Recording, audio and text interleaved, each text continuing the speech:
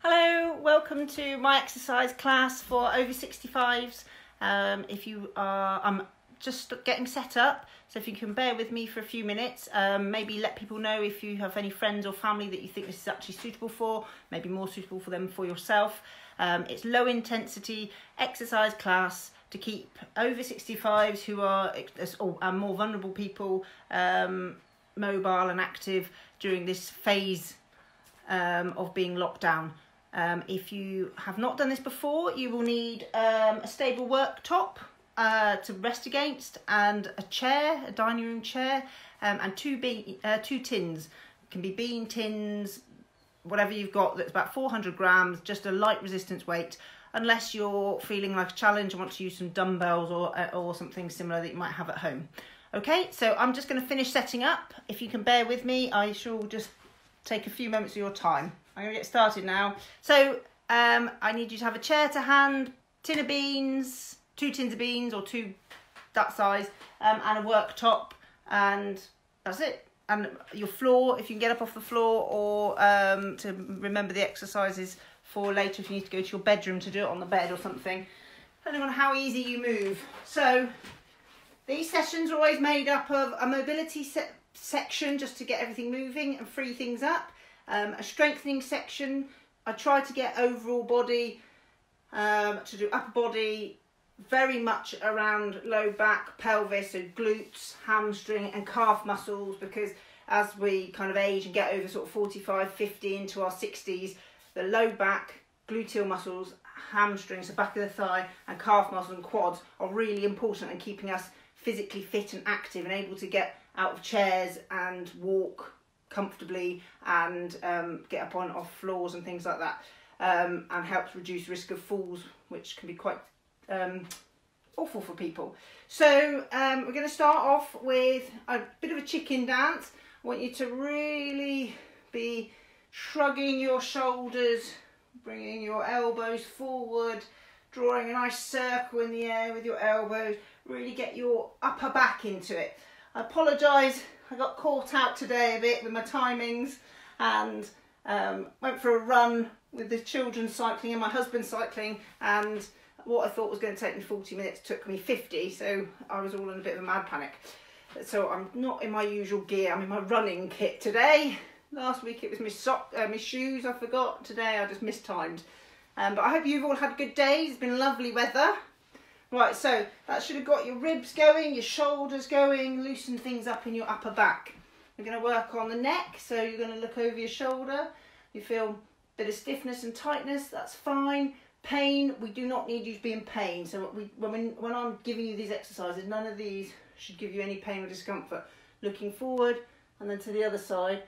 And it shouldn't bring on any new symptoms. Certainly shouldn't be bringing on pins and needles into the hands. If you get any issues or new symptoms, side bending your head, then please don't hesitate to contact me. I'm quite happy for you to email me, info@stonehengeosteopath.co.uk. If you have any questions, queries, any feedback to give me. We're going to just swinging our arms forward and backwards, get the shoulder joint itself moving. So just swinging up to 90 degrees. We don't want to aggravate any discomfort through the shoulders.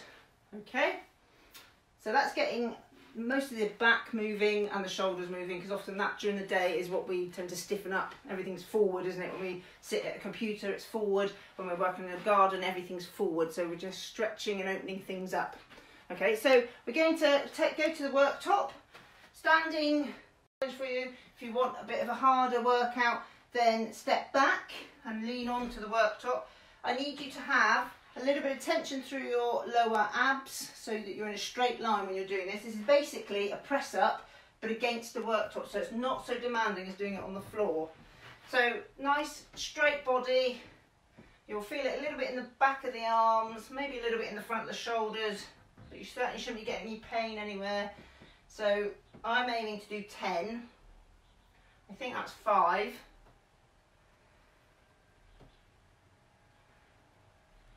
8, 9, 10.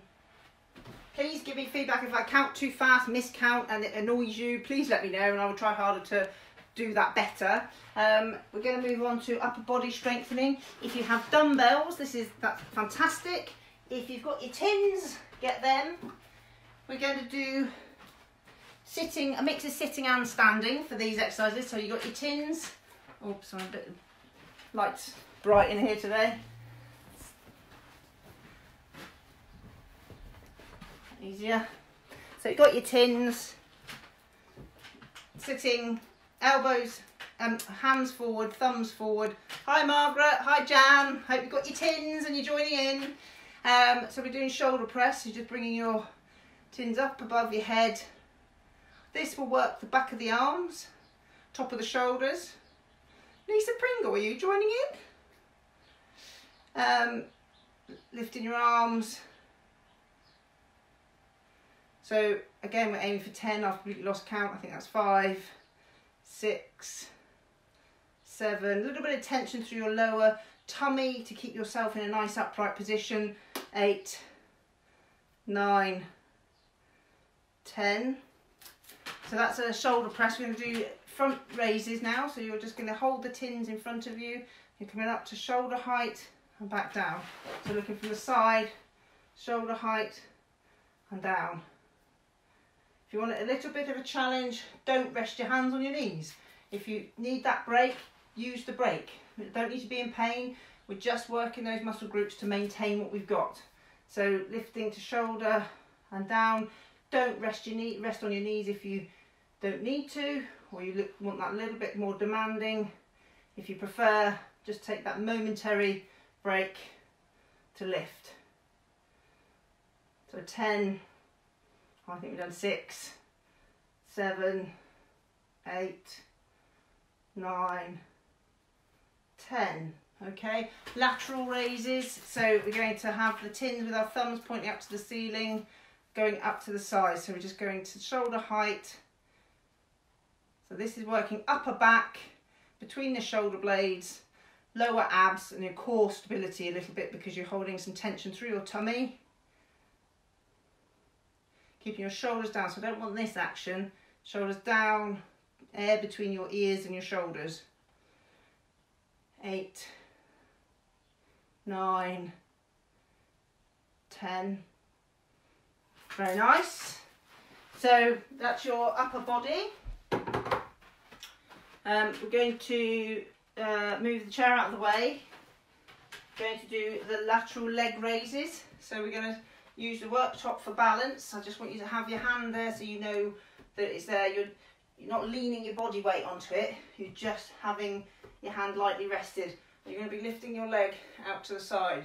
Think ballerina. So coming out and back. So we're coming at a 45-degree angle. So you're working the lateral gluteal muscles, so your buttock muscles. And as you're doing that, a little bit of tension through your lower abs to hold yourself in that nice tall position. 7, 8, 9, 10. I'm going to change sides. So, perhaps if I stay in camera view, sorry. Standing nice and tall, lower abs, a little bit of tension through your lower tummy. Again, 45 degrees, point your toe. We're working through the glutes. If you need to rest a moment and then lift, do that. If you want a bit of a challenge, just touch and raise. 7, 8, 9, 10, 11. I just done 11 because I think I undercounted, sorry. So we're going to work on calf muscles. Worktop again for light balance.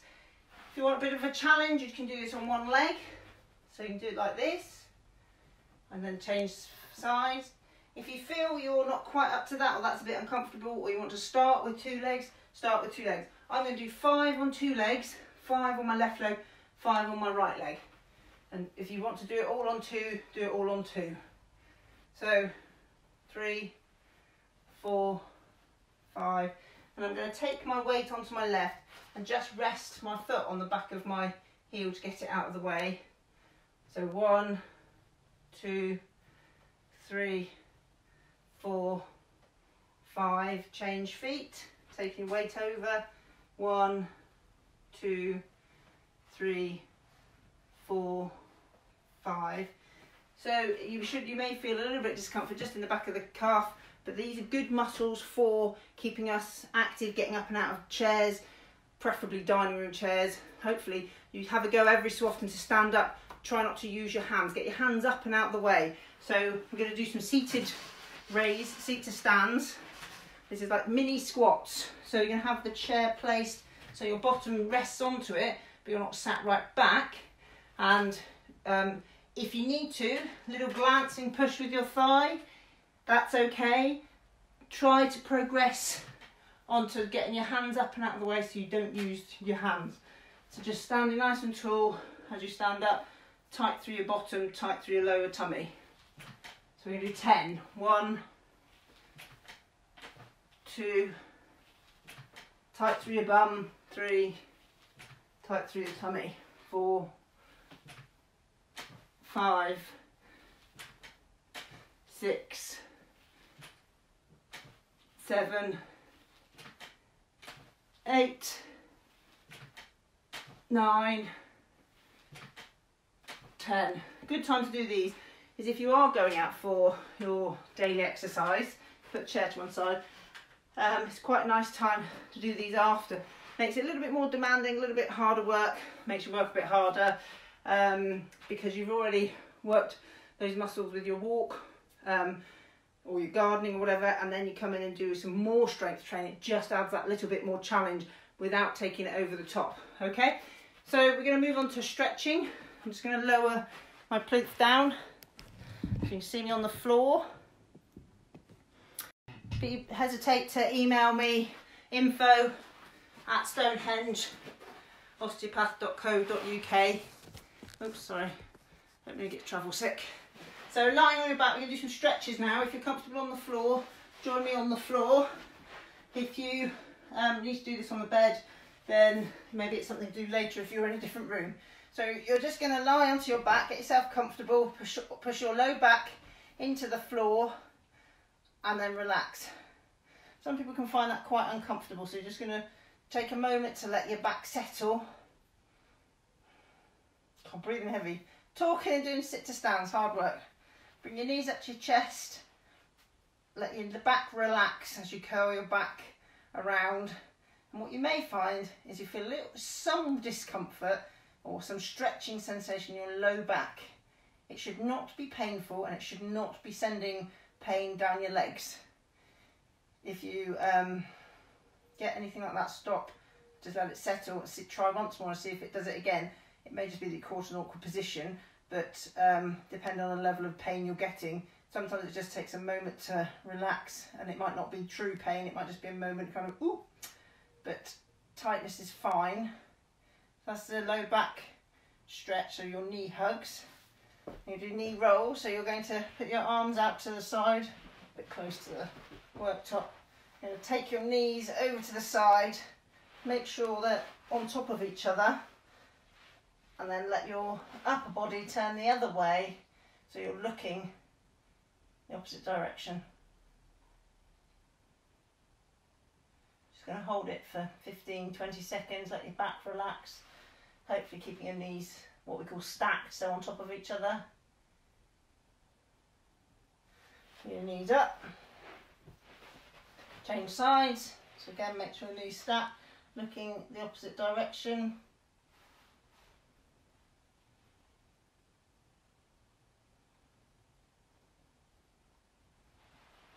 And your knees up. So just get comfortable again, maybe just roll your back forward, up and down to the ceiling, so arch your back, flatten your back, push your lumbar spine into the floor. Just do that a little bit, loosens up the lumbar spine and gives you a bit of control because you are mechanically doing that, thinking your way through that movement. Okay, right, so getting up, you're going to stretch your calf muscles. Just going to raise you up again.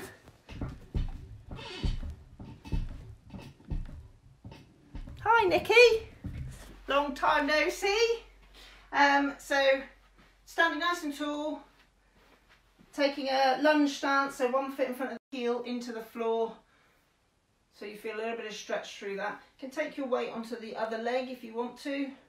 If you need a wall to balance, use that, or a worktop just so you've got your hands somewhere if you feel a bit vulnerable. Change feet. Just pushing your heel down, you should feel the stretch through the back of the calf. So we've worked on strengthening gluteal muscles, low back, thighs, so quads and hamstring, and calf muscles,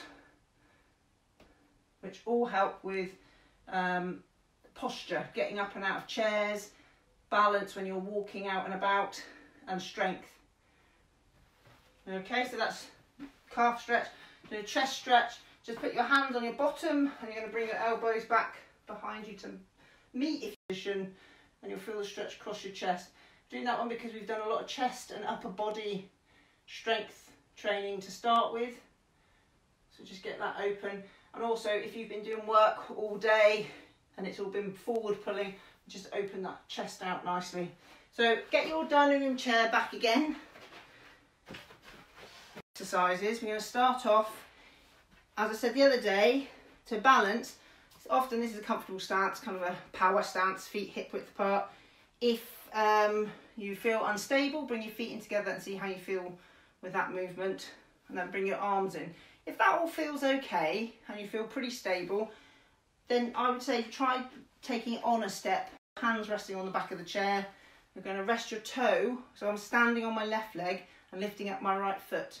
And I'm going to just take my hand, raise it ever so slightly off the chair, and just see how that feels. If that's okay, see how long you can go for. Aim for sort of 5 to 10 seconds.